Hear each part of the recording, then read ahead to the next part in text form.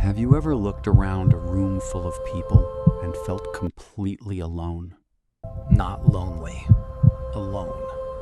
Like you were watching everyone else from behind glass, wondering why connection always felt like such an enormous cost to pay.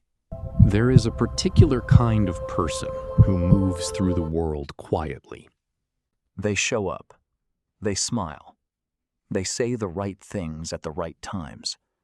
But behind all of it, there is an invisible wall, carefully constructed, brick by brick, that keeps everyone at exactly the right distance. The person who avoids everyone is not someone who doesn't care.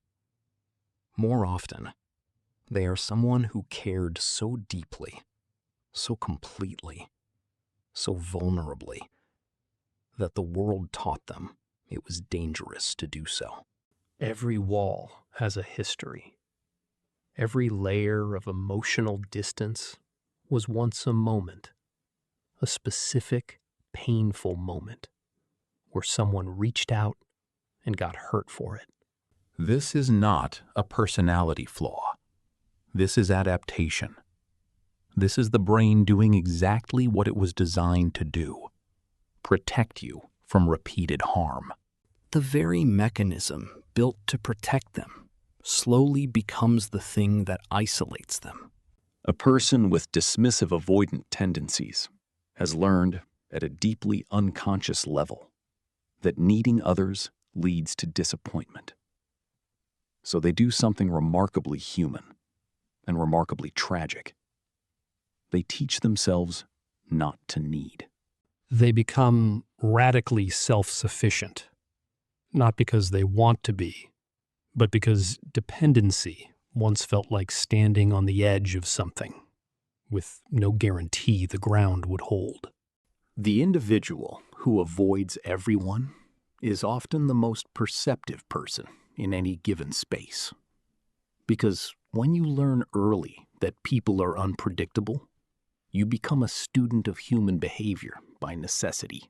They are the ones who always seem to know something is wrong before anyone else does, who saw the betrayal coming, even as they hoped they were mistaken.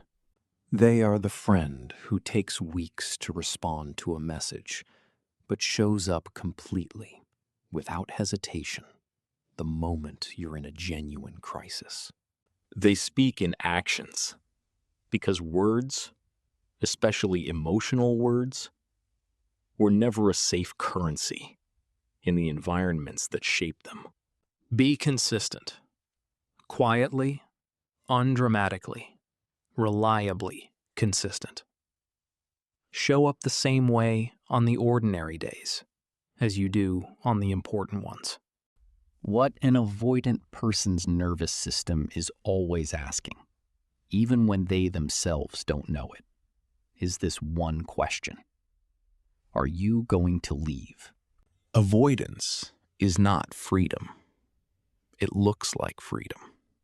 It presents itself as control, as peace, as the clean simplicity of not needing what other people need. Underneath the architecture, if you are honest with yourself, in the quietest moments, there is often something else.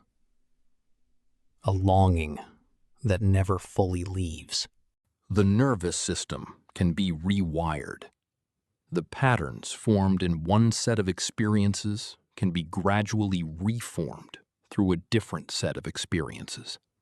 One safe experience, then another, then another. Each one a small piece of new data that the nervous system files away, and over time begins to factor into its calculations. Walls are only necessary when something matters. Every time you choose to stay, without demanding more than they can give in that moment, you are providing the one thing their nervous system has been waiting across years and perhaps decades to finally receive. Evidence. Quiet, consistent, undeniable evidence that not everyone leaves.